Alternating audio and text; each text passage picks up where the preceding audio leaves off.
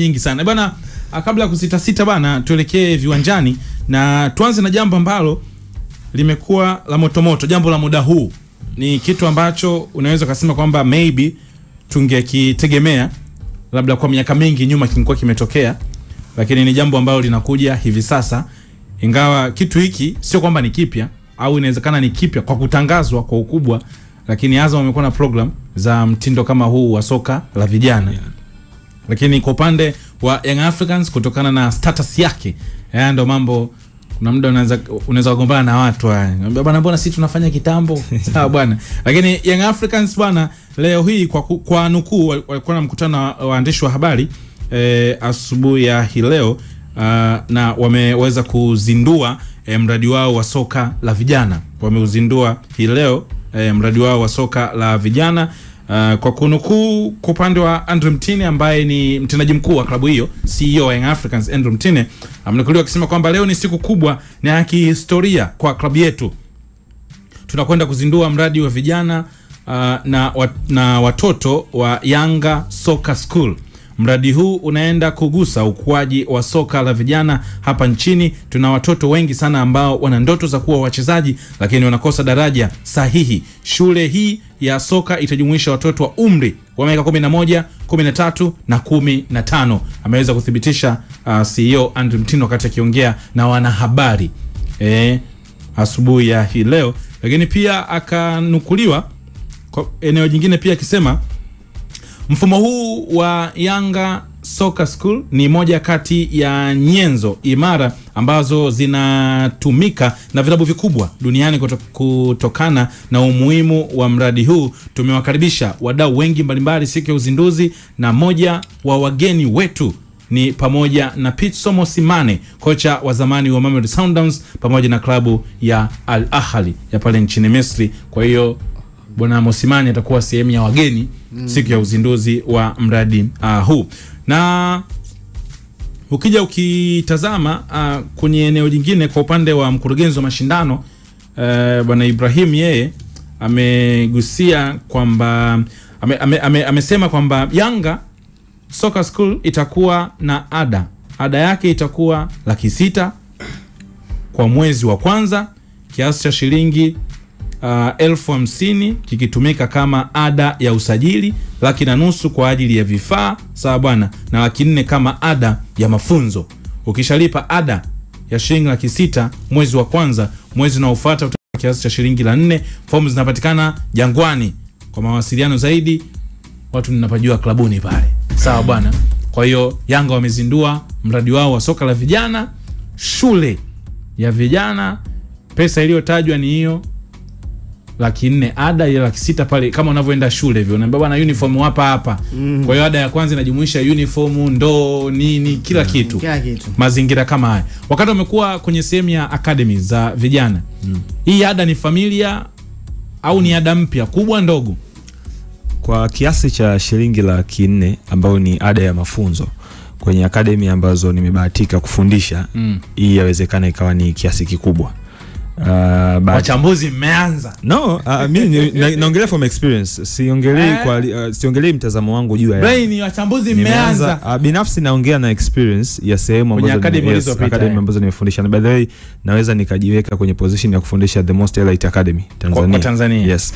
Na ni eneo ambalo ada kidogo ilikuwa ina unafuu, na accommodation ya wachezaji ilikuwa ni wachezaji fulani ambao kwa kiwango kile walikuwa wanatoka kwenye familia ambazo tunaweza kusema zile zenye uwezo. Yes. Kwa hiyo hata kwenye huu mradi mpya wa Young Africans yawezekana kuna kundi la watu wamelitarget, lakini naona kwa kiasi walichokiweka wanaweza akawa wako specific kwa aina fulani ya watu. Lakini kumbuka ndani ya hizi academy kuna zile program watu tunaziita sponsorship programs. Wachezaji wengi ambao tunapata bahati ya kuwafundisha ni wale ambao unakuta academy yenyewe haiwatozi hata shilingi 10. Ni kwamba academy yenyewe inaamua kuwasponsor wachezaji kulingana na talent walizonazo. Kuna kijana miaka 11 ukimwangalia unaona yes, huyu tukimtengeneza vizuri miaka 10 baadaye anaweza akaja kuwa sensation kwenye ile taifa. Kwa hiyo unachofanya ni unamuingiza kwenye academy yako, then atakuwa anahudumiwa kupitia zile gharama za watu wengine ambao huwa wamekuwa wamelipa. Kwa hiyo ni mradi mzuri, lakini kutokana na mwanzo wake obviously natamani kuona utakuwa unaanza vipi na namna gani ambavyo wataintegrate hawa wachezaji. Ukiwa umegusa kwenye eneo la kwamba labda gharama ni tofauti, lakini hii ni Young Africans, si ndio?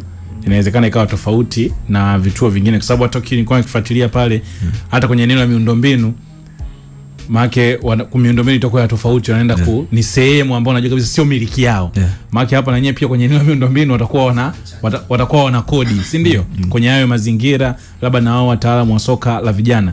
Inawezekana bado umegusa kwamba ni ada ya tofauti, lakini kwa status ya klabu inawezekana kwa status ya klabu yao ni ada ambayo inaendana na hadhi. Yaani unasema Young Africans, obviously utegemea utapata bidhaa ya 10,000 ama mafunzo ya 10,000 ndani ya klabu ya Young Africans. Kwa sababu unaenda kujifunza Young Africans, kitu ambacho wewe kama mtu ambaye unataka kwenda kumwekeza kwa mtoto wako pale, una expect atakuwa kwenye mazingira mazuri, atakutana na walimu ambao ni professionals, na baada ya hapo kutakuwa kuna zile fursa nyingine ambazo watazipata. Mfano kwenye hizi academies hivi sasa kumekuwa kuna zile programs za kuintegrate mataifa mbalimbali. Unaweza kukuta kuna zile programs za watu wa South Africa, watu wa Spain kwa mfano. Mfano ndamzungumza mchezaji mmoja ambaye amepata bahati ya kupita kwenye hiyo chain, mtu kama Ahmed Pipino Diego. Diego ametoka katika familia za Kitanzania, lakini ukimwangalia Ahmed Pipino, ukikaa naye, he's a very professional player, kwa sababu makuzi yake makubwa Ahmed ameyapata ndani ya klabu ya Celta Vigo kwa sababu tu integration na Academy ya Magnet ya kutoka hapa nchini Tanzania. Kwa hiyo kwangu mimi hii ada inaweza ikawa inaendana na mazingira ambayo mzazi atakuwa anamhakikishia mtoto wake kwamba unaenda Young Africans, utakutana na mfumo mzuri ambao kwanza utakutengeneza wewe kama mchezaji, na baada ya hapo inaweza ikakurahisishia kupata channel nyingine kubwa zaidi za kisoka, kwa sababu tuna expect, kwa sababu ni Yanga watakuwa na mahusiano na academy za nje ya Tanzania, kwa sababu ni Yanga tuna expect watakuwa na watu professional kwenye klabu. Kwa hiyo mchezaji kwanza yuko secured kwenye mazingira ya ndani tu pale, kwamba ana uhakika kwamba nitakuwa eneo salama kwenye kutunza ama kuendeleza kipaji changu, na baada ya hapo sasa kuna zile fursa za nje ambazo mchezaji ni guaranteed atakuwa anazipata. Na ukitazama dunia ndio ipo hivi, ukizungumza Real Madrid, ukizungumza Arsenal, ukizungumza kwingine kote, hiki kinachofanyika sio kwamba tunaona tu pale Arsenal kuna wale vijana wanalipa ada wale. Na hivi nitajua ada ilikuwa ni ya Ajax, ni ya Arsenal.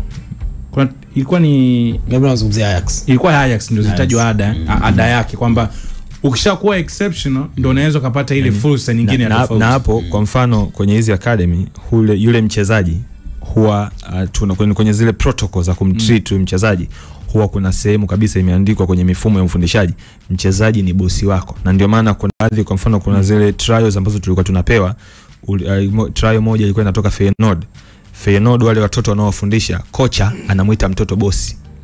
Kwa bosi wangu naomba uje ucheze mpira, bosi wangu naomba usilegee. Yes, sababu mtoto analipa ada. Kwa hiyo namna ya kumtreat yule mtoto analipa ada, kuna hiyo terminology, lazima mtoto umtreat kama bosi wako. Lakini kwenye unajua kujaribu kuangalia mlengo wa Young Africans, maana hapa tunazungumzia academy afu kuna hizi center.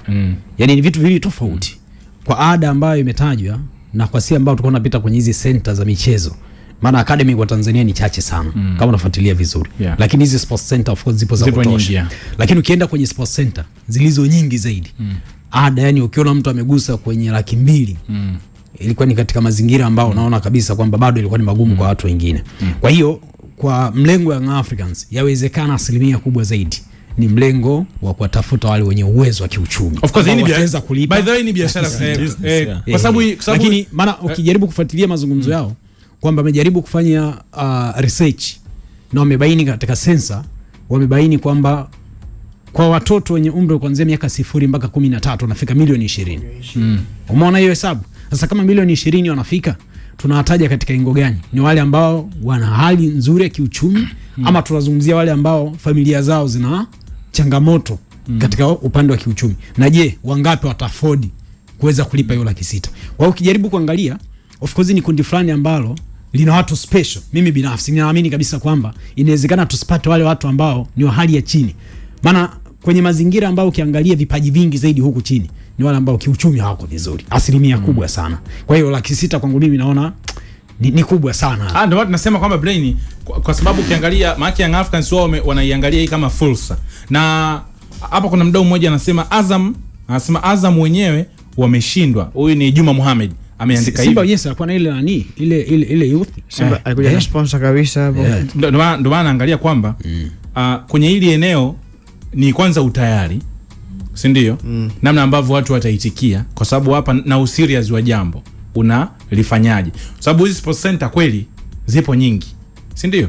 Zipo nyingi, na academy kama ulivyosema sio nyingi kwa kiasi hicho, ni chache, na kuna baadhi ya watu ambao wao wamechagua kwa anaenda anafanya scouting yake, anaona talent, anaweza akachukua wachezaji wake 10 akasema mimi naenda kuishi nao. Kuna time alikuja Mbaki hapa Mtaba, alikuwa na vijana kama nakumbuka, alikwenda nao Marekani. Yeye yupo zake Mwanza. Mbeya siku kuna mtu kaja akachukua watu 20 kaondoka nao. Anaangalia tu anamwambia mzazi, hawa mimi nitawasimamia kwenye elimu, kwenye umri wao watapata kila kitu ambacho wanastahili, kwa maana level ya education ya mahitaji ya kila siku. Anaenda kudili na vile vipaji. Kuna level ikifika anaviconnect, si ndio? Maana sema inawezekana hapa wao Young Africans na ndio pia wamelipa, yani utakavyoona tu ile jina unajua kwamba hii ni shule ya soka. Ndio hapo Ibrahim. Maana contain pamoja na mambo ya elimu tu ya kawaida. Hapana, ni soka. Hiyo ni soka pekee yake. Manake wewe tunazungumzia dribbling, ni football unafundishwa nini? Ni football. Sasa wala kisita mbali. Lakini tupata wachache sana. Usiseme wachache. Wale yetu na hapo ndio inawezekana kundi kubwa akajipata sawa, lakini wale ambao ni mlengo wetu. Yani brain hapo ukiangalia hili jambo wao wameangalia uhitaji wa soko, kwa sababu kama kucheza mpira vipaji vingi, si tupo tunabinuka huko mitaani kwenye viwanja vya kawaida. Lakini je, mimi lengo langu, kwa sababu hapa mimi ninachokiona ni mambo mawili. Kasuga unazungumzia brand ya Yanga ama unazungumzia uhalisia wa watu nao watafuta? Sasa kwenye uhalisia Yanga na biashara ndani. Yanga hajaja kwa ajili ya kusaidia. Labda tuzungumzie biashara. Ni biashara ndio maana kaweka ada. Kama biashara mimi nakuunga mkono. Yaani kama biashara mimi nakuunga. Kwani brain kwa jicho la kwanza ukaona nini? Lakini sasa biashara. Yaani awali wakati anaanza kuzungumzia Andrew Mtine, akaja mkurugenzi yule wa michezo, asilimia kubwa zaidi nikajua target kubwa ni wale watu ambao tunataabika huku mtaani, ambao tuna vipaji ila hatujui wapi kwenda kujitambulisha. Umeelewa? Maana ukijaribu kupita mtaani ambako sisi tunacheza mpira huko, asilimia kubwa zaidi unakuta watu wenye vipaji. Subirieni try. Kwa nini hayupo katika sehemu hiyo? Subirieni try. Hata Azam kwenye mlengo wao walikuja na ile issue ya nini? Ya try. Wale vijana wadogo kabisa katika umri mdogo sana. Japo mlengo wao pia ilikuwa ni lengo ya kuwatengeneza pia wao kuja kuwa mashabiki. Na ndio maana leo mchezaji yote akisajiliwa utaona anakuambia IBC huyu alipita Azam katika maybe of course majaribio. Baada ya hapa kaondoka kaenda sehemu fulani. Lakini lile kundi alikwenda kwa bahati mbaya. Walitoa kwanza platform ya namna hiyo. Kwa hiyo tukija kwenye engo ya ada kama ada ya 600,000, kuna watu tumewatarget ambao sisi pia kama taasisi wanataka kutengeneza pesa. Sasa Ibra, ambacho anakisema brain, ukifuatilia vizuri yale mazungumzo, hiyo research ambayo imefanyika kwa umri ambao umetaja miaka 13 mpaka 11 mpaka 15, hao watoto milioni 20 ambao wamewataja hapo, wengi wao ambao wana huo uhitaji mkubwa ni wengi ambao hawawezi kulipa hiyo 600,000 au 400,000 kwa mwezi. Ukisema kwamba hii issue ni ya kibiashara, iguse kundi la watu fulani ambao wana uwezo wa kuafford hiyo pesa, hao kila siku wanaweza kufanya hivyo na zaidi bila hata kuhitaji Yanga aanzishe hiyo program. Kwa mimi nilikuwa nategemea club Yanga, club ya wananchi, waguse watu wa chini ambao anawahudumia nani? Anawahudumia nani? No, wewe ni taasisi, unaweza kutafuta hata sponsors. A sponsor ikosekana ndo mradi unakufa. Yaani ndio hivyo, yaani kuna vitu kama unavianzisha, unafanya research ya watu zaidi ya milioni 20 ambao ni watoto wadogo, ndoto za kucheza mpira katika hilo kundi, maana yake unataka kuguse watu ambao wengine hawawezi kuafford hiyo pesa. Kwa sababu kama ni issue tu ya kwamba tuchukue kundi fulani la ambao wana uwezo kumudu, hao watu ambao wanaweza kulipa 400,000 kwa kila mwezi, hao tayari wanaenda karibu kila siku. Lakini sasa kuna wengine hao ambao hawawezi kuafford. Kwenye hili jambo mimi nawaelewa, tunaangalia majority, si ndio? Mimi nawaelewa, lakini hata kwenye hicho vituo ambavyo wanazungumza wakanda, si ndio? Hivyo watu wanalipa ada 100,000, 200,000. Sijui kama unanielewa. Bado ukienda unakuta ni watu wa daraja fulani. Kitu ambacho kiko hapa, kama Yanga angekuwa anatafuta vipaji, kulea vipaji, asingekuja na mtindo huu. Lakini wao wameona huu ni kama mradi mwingine wa klabu inaweza kagenerate pesa at the same time ikawa inazalisha vipaji. Na ndio maana hapa wakati kuna point kagusa kwa ukubwa wao kama Young Africans wanaweza kawa wanapata zile exchanging program labda na vituo vingine, na umo unaweza kupata wachezaji na kwenye hili eneo. Mimi kitu ambacho nakitazama, Azam alikuwa anafanya vile kwa sababu alikuwa anaona kuna eneo la biashara kwamba wanatoa pesa wanalea, kwenye kuusaidia mpira na kwenye kufanya biashara huko mbeleni ikitokea, si ndio? Na kwenye eneo la biashara kuna time Azam hapo anatajwa kama hayupo serious, kwa sababu unakuta mchezaji wa level fulani anaweza kamwacha kaondoka for free na vitu kama hivyo. Lakini leo hii tuongee tu katika mazingira ya kawaida, si ndio? Katika mazingira ya kawaida hizi timu za youth tu ambayo inafuata baada ya senior, kuna nyakati hapa huduma sio Yanga, hata huku Simba ni vijana ambao kuna nyakati unaona tu kwamba huduma zao sio 100%. Leo hii unadhani sehemu ambayo Young Africans anaona itengenezi pesa, anaweza akaenda akaweka tu kwamba jamani njooni mcheze, kwa sababu kuna hata location inayotajwa kufanyia mazoezi sio watu wa kawaida. Yani Ibra, tukiongelea ule uhalisia, yani kwanza turudi kwenye notion ya nini maana ya academy. Academy ni mradi ambao unalenga kutengeneza fedha. Yeah. Yani academy sio kama ile Michael Brent amegusia sports center. Sports center ni ile mtu anaweza akawa ameanzisha pale kituo chake ambacho mara nyingi ndio ile kituo cha kulelea vipaji. Lakini academy kipindi hicho si Mtoni kule. Kuna nyakati tulikuwa tuna kama eneo fulani ya Mtoni kwa Azizi Ali kwenye kucheza mtaani, nikafika kituo fulani kinaitwa Emima. Emima Mtoni, na kuna moja ilikuwa hapa Sabasaba nyuma kwenye uwanja wa Sifa shule ya msingi Sabasaba.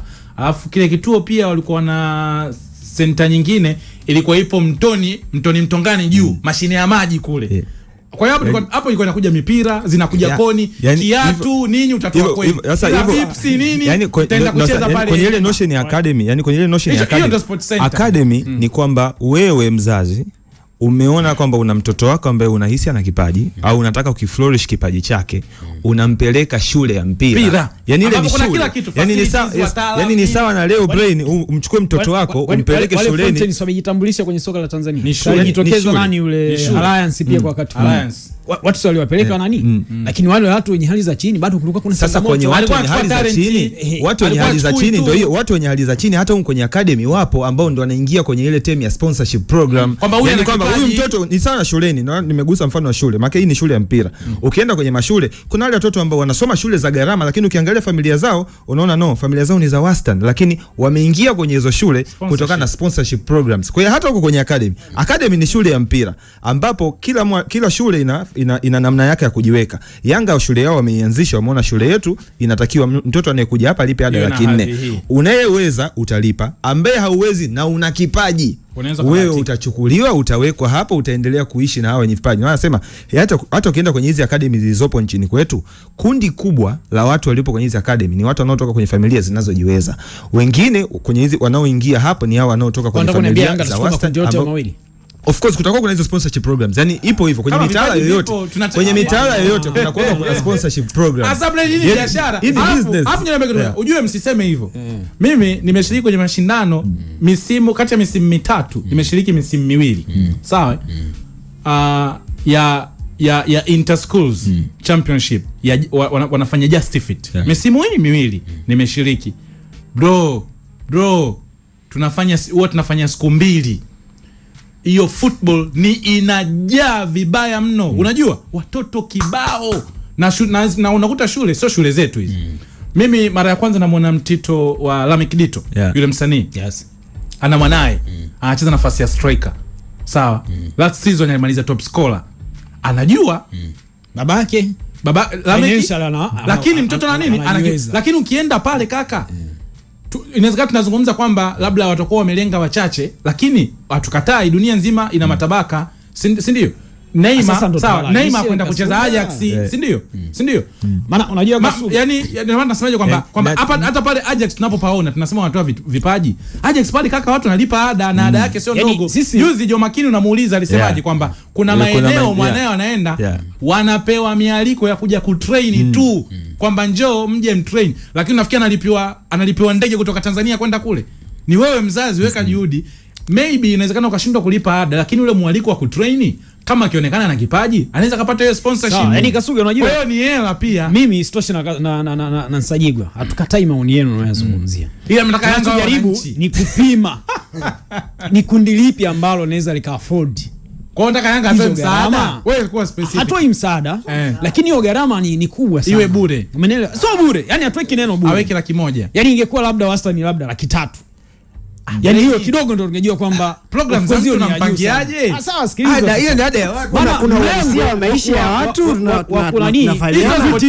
hizo sport center mjini, lakini tunajaribu hii ni shule ya mpira na ipo Tanzania, kumbukeni. Kwa sababu Tanzania kuna watu walipa ada milioni 48. Si ndio wachache hao.